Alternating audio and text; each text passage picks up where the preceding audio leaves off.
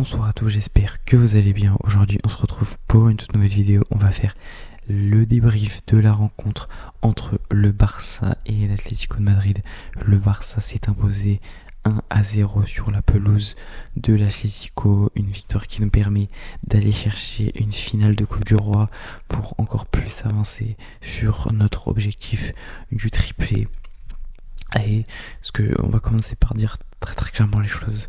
Ce match, ce match il m'a dégoûté parce que la première période, en tout cas les 30-35 premières minutes, elles étaient franchement bonnes, on a été excellent, mais après on a vu un autre match, on a vu un match Getafe contre Atlético, voilà, des matchs de merde comme ça que personne ne veut voir parce que t'as deux équipes de terroristes et l'Atlético ils ont gâché le match, je suis désolé, ils ont gâché le match.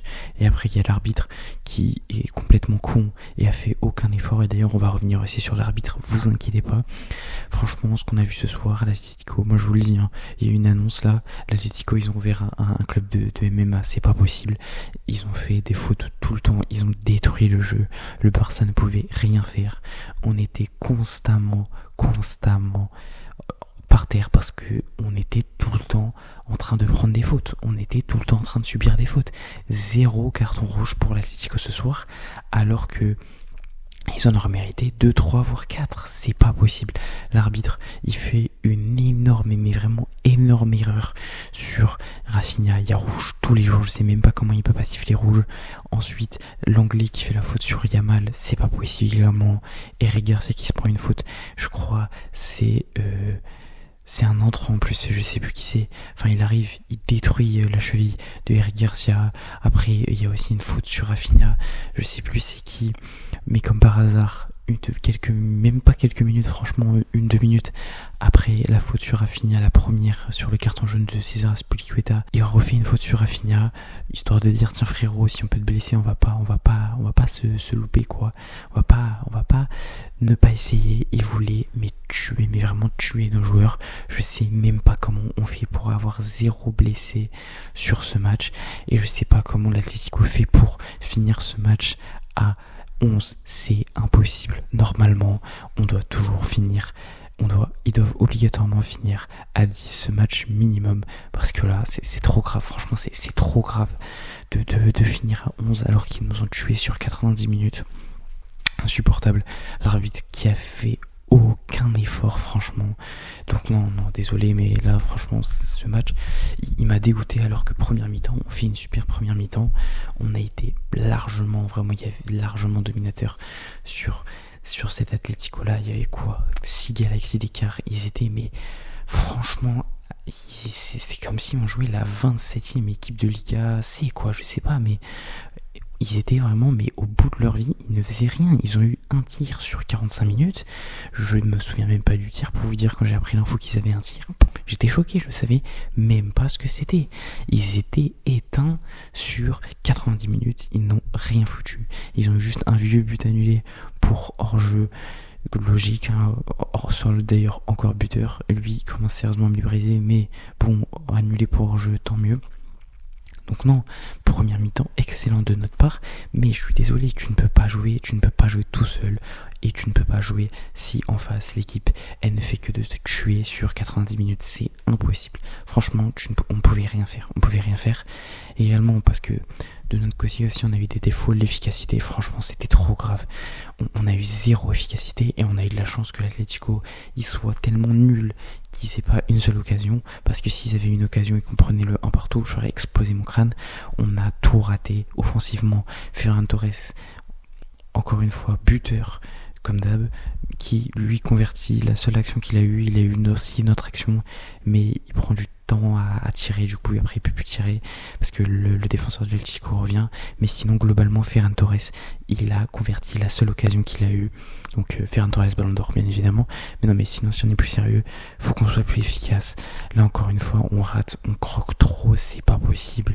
L'Atlético à la mi-temps doit y avoir 3-0, le match il est terminé frère. À 3-0 le match il est fini, hop là on rentre à la maison, merci pour tout. Non, au lieu de ça on fait n'importe quoi, on croque, et surtout on est égoïste. Et il va falloir parler de l'égoïsme de certains joueurs sur ce match, parce que Rafinha et Yamal, Non mais votre égoïsme, c'est un déconné, on n'en peut plus.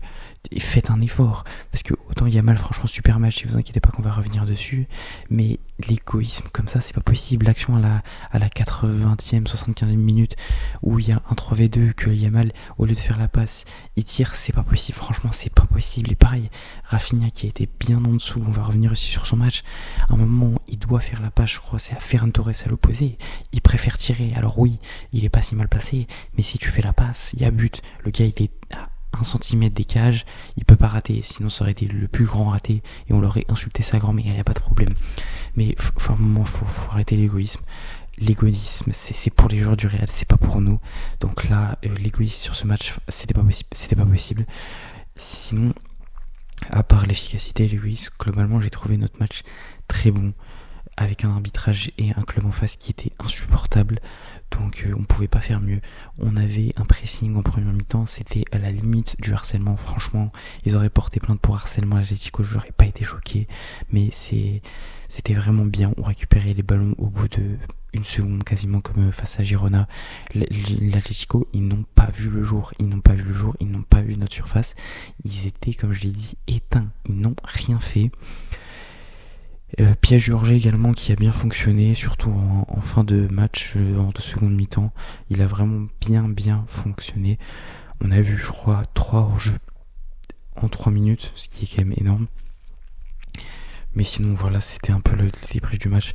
On va pas se mentir que c'était un match compliqué, qu'on aurait pu se faciliter, mais bon, qu'on n'a pas voulu parce qu'on est égoïste et qu'on n'a pas été efficace. En tout cas, le résultat le plus important, c'est qu'on gagne bien évidemment cette victoire 1-0, cette qualification en finale contre le Real Madrid. Donc non, ça fait plaisir clairement, même si c'était un match compliqué, mais bon, en même temps, on s'y attendait. Lui-même Simeone qui avait dit on va jouer en football offensif, lol, mais vraiment lol. On rigole bien, voilà, football dégueulasse comme d'habitude de cette équipe. On va passer aux joueurs et on va évoquer déjà un joueur que j'ai trouvé vraiment en dessous. C'est tout simplement malheureusement Rafinha qui sort d'une période assez compliquée, on va pas se mentir, avec ses déclarations contre l'Argentine, et voilà, il a flop. Là encore une fois, on va pas se mentir, mauvais match de Rafinha, tout simplement invisible, voilà, on va dire les termes. On l'a pas vu, et le peu de fois on l'a vu, c'était compliqué pour lui. Pas grand chose, et en plus sur cette action où il aurait pu être passeur décisif et un peu rattraper son match, il préfère être égoïste.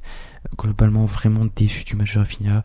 Cependant c'est pas inquiétant, mais Rafinha c'est un homme des grands matchs, on le sait. Là certes il a été mauvais, mais Rafinha, je vous rappelle au cas où, c'est un mec qui a été énorme 2 fois face à Benfica, contre Dortmund, contre le Real 2 fois, qui a été énorme dans tous les gros matchs, franchement dans tous les gros matchs, même contre c'était qui, l'Atlético sur le second match. Enfin bref, globalement Rafinha c'est vraiment un type qui est là dans tous les grands matchs. Donc voilà, ça arrive à tout le monde de faire des mauvaises performances, c'est pas inquiétant pour moi. On va parler ensuite, ça fait 3 fois que je l'évoque, je n'en peux plus de parler de lui, Ferran Torres, le futur Ballon d'Or 2025. Je rigole bien évidemment, même si c'est vraiment n'importe quoi les stats qu'il a. Il a plus de 20 buts cette saison, toute compétition confondue. Pour un mec qui est remplaçant, je crois qu'on ne se rend pas compte de la sacrée dinguerie. Son match, encore une fois, il est bon, il a l'action, il a une occasion, il la met au fond, et c'est tout ce qu'on lui demande. Globalement dans le jeu, on va pas se mentir, c'était pas flamboyant. De toute façon, Ferran Torres, c'est pas Ronaldinho. On s'attend à ce qu'il marque des buts, il marque des buts, il est là quand il en a besoin de lui, et au final, je suis désolé, c'est pas l'homme du match, parce que pour moi l'homme du match s'appelle Lamine Yamal, mais c'est l'homme du résultat très clairement, parce que c'est lui qui marque le but de la victoire et de la qualification, meilleur buteur de la Coupe du Roi. Franchement, Ferran Torres, il est en feu, faut qu'il continue comme ça, parce que là ce qu'il est en train de faire, franchement c'est juste magnifique, Et on finit cette vidéo par le dernier joueur qui est nul autre que Lamine Yamal, l'homme du match. Bien évidemment, Lamine Yamal sur ce match, ça a été un highlight franchement de 10 minutes. Là, avec toutes les actions, je peux faire une vidéo highlight 10 minutes, Lamine Yamal contre l'Atlético de Madrid, il n'y a aucun problème. Et tu vas pas chercher les actions. Non, toutes les 2 minutes, t'as vu Lamine Yamal qui driblait la moitié de la défense de l'Atlético, qui franchement, Reinildo sur son côté, il a eu le droit à Yamal Koundé aussi, très bon match, Yamal Koundé, mais je pense qu'il avait envie de mourir. Franchement, ce côté-là, il est ingérable. Les deux combinent trop bien. Lamine Yamal, je pense, dépend, enfin un peu moins, mais dépend de Koundé quand même un peu, et Koundé dépend de Lamine Yamal. Ce côté droit est trop complémentaire, et on minimise très clairement cette complémentarité, je trouve. Mais Lamine Yamal sur ce match, déjà passeur décisif sur le but de Ferran Torres, une merveille de passe. Mais surtout, combien de passes merveilleuses il a mis pour ses coéquipiers qui ont croqué, combien de dribbles il a fait. En fait, Lamine Yamal, c'est trop une dinguerie. Et d'ailleurs, sur ce match, il a dépassé la meilleure saison en dribble de Cristiano Ronaldo dans toute sa carrière. Donc je pense que vous vous doutez un peu de la dinguerie qu'il est en train de réaliser, tout simplement. Il n'y a personne de sa génération qui est à genre, allez, un tout petit peu proche de lui. Ils sont tous à des galaxies d'écart. Donc non, Lamine Yamal, je crois qu'on se rend pas compte du joueur qu'on a, tout simplement. Et je crois qu'on se rend pas compte également des joueurs qu'on a comme Rafinha, Pedri, Lamine Yamal. Ces 3 joueurs seront top 5 Ballon d'Or à part dinguerie. Donc faut profiter. C'est peut-être cette saison ou jamais qu'on peut aller chercher le triplé. En tout cas, ce mois d'avril commence bien avec ces 2 victoires contre Osasuna Girona. Et cette victoire, bien évidemment, en demi-finale de la Supercoupe qui nous permet d'aller en finale. Là, on va jouer ce week-end contre le Betis, gros match, mais ils n'ont pas Isco. Et ensuite, on enchaîne par le Borussia Dortmund.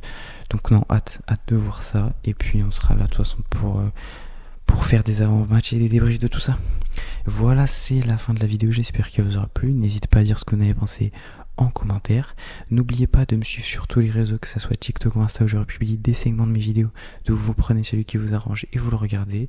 Et n'oubliez pas, comme d'habitude, de liker la vidéo, de la partager, de vous abonner et d'activer la cloche. Et moi je vous dis tchuss.